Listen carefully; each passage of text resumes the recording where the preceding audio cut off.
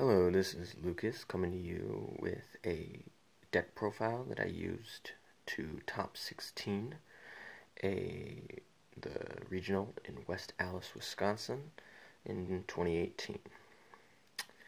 That gave out 48 invites. So without further ado, the deck that I played was one of my own creation, True King Frog Wind Witch Spellbook. And so here we go. So starting with the main, we play 3 of the wind and 3 of the water True Kings. I suppose she is a True Draco Phoenix, but they are both searchable.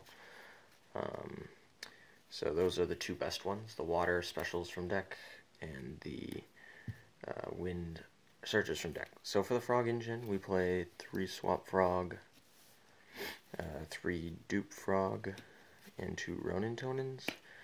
This is pretty standard, and most of the people kind of know the plays with frogs. I guess the only one that's kind of new is dupe frog plus diagram equals toad.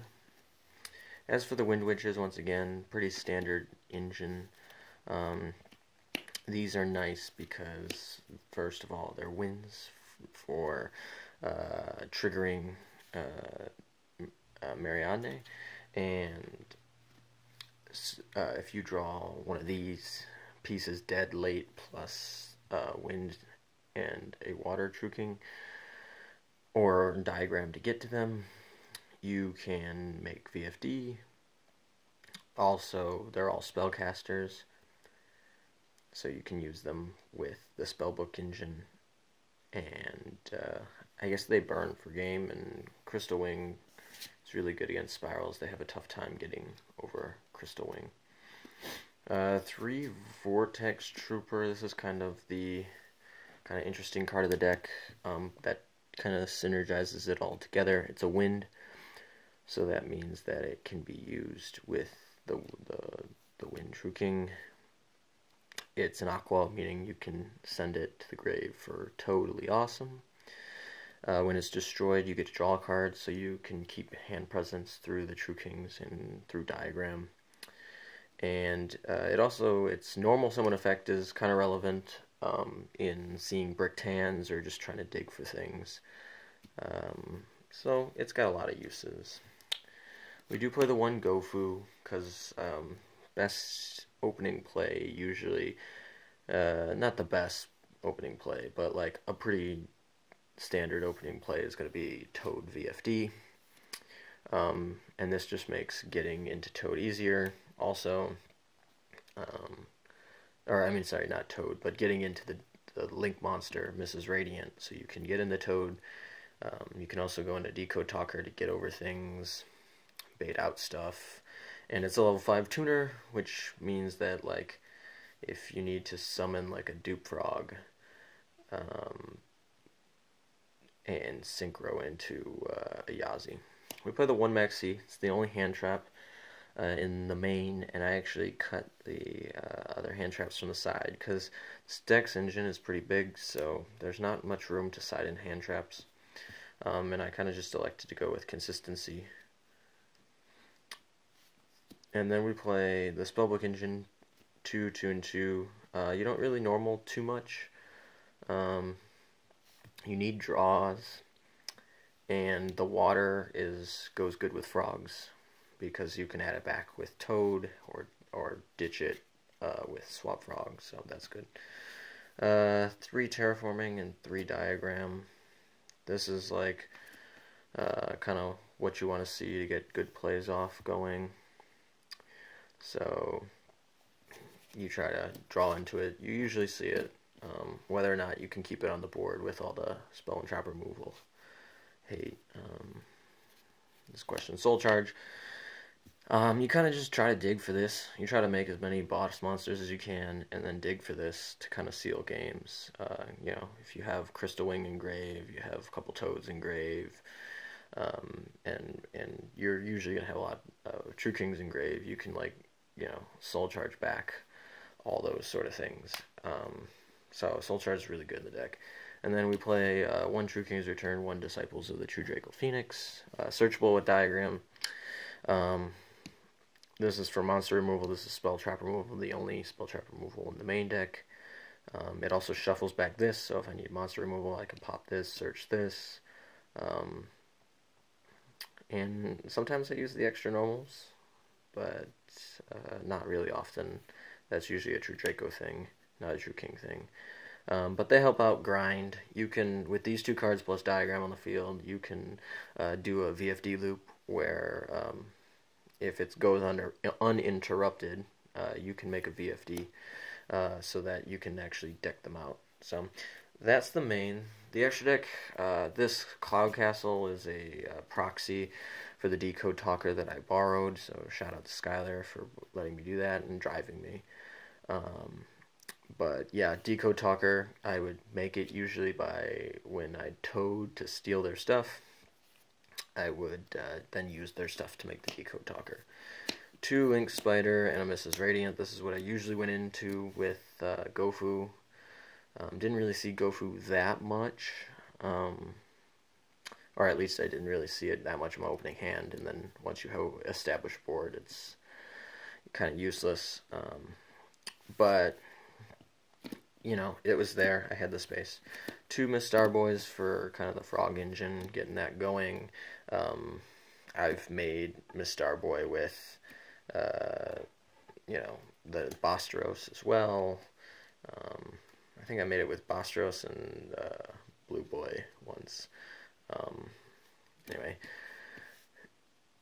3 Totally Awesome. This is probably the best card in the extra deck.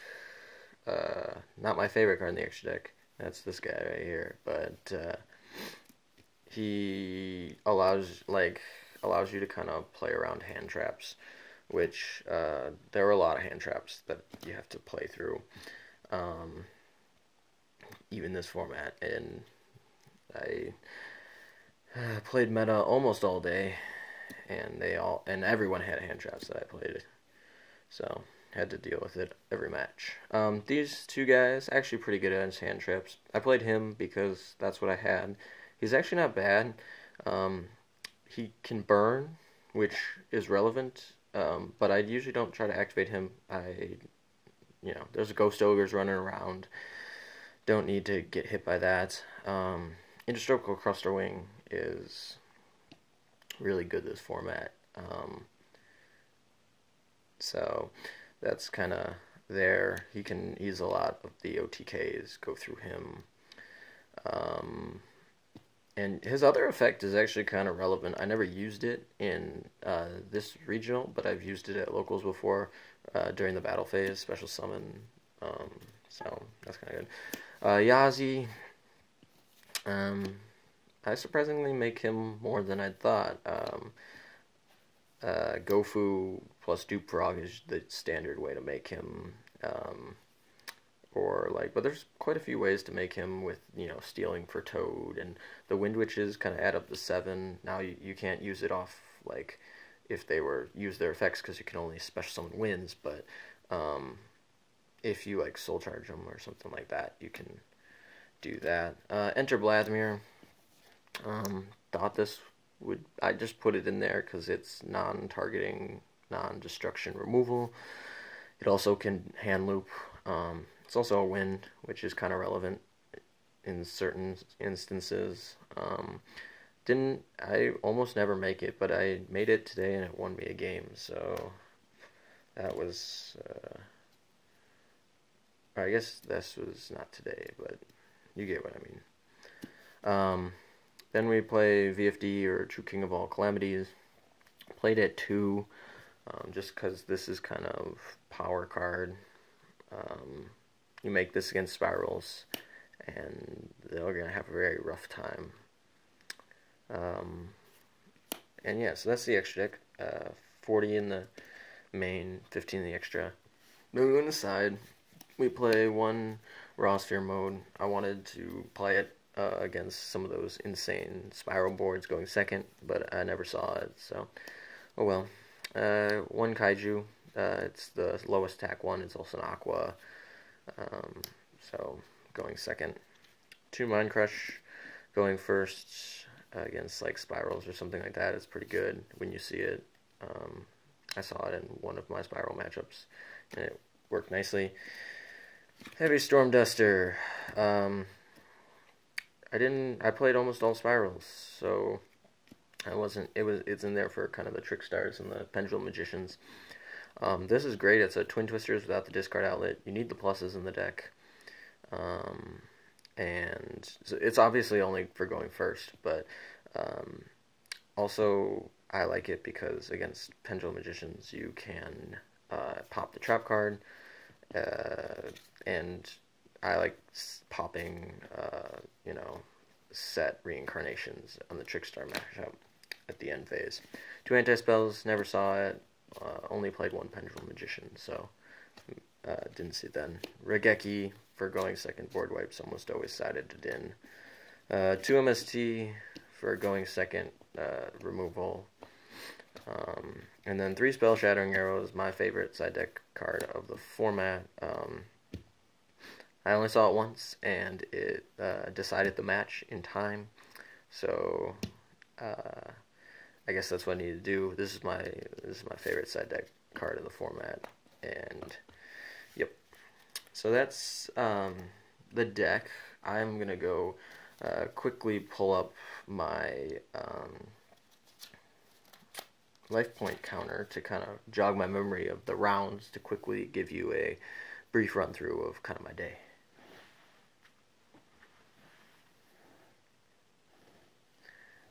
Alright, so I started against Pendulum Magicians in round 1. I 2-0'd him. I was able to get through his double Omega on the first turn. I don't know if he should have gone into double Omega instead of, he just kind of sat on double Omega. I was thinking he'd go Omega Babushka, but he didn't. And then game 2, he had Crimson Blader in the extra deck, which surprised me, but it made my day a little rough. But I was still able to do things to kind of survive for frogs, with frogs. So yeah, round 2 I played a Light Sworn player. He milled like insane his first turn, and he got into snows and lost winds, which was kind of surprising. And trying to play through snow and lost wind took 45 minutes, so we only played 1 game, but I ended up getting it because I was able to make VFD and get diagram on the board and keep it on the board. So we were kind of on a standstill, not being able to do anything. Round 3, played Spirals, 2-0'd him. Game 1, I made Crystal Wing, and he couldn't out it. Game 2 was kind of insane. He made his whole spiral board, Sleeper, Trigate, Firewall. He even had a way to special summon.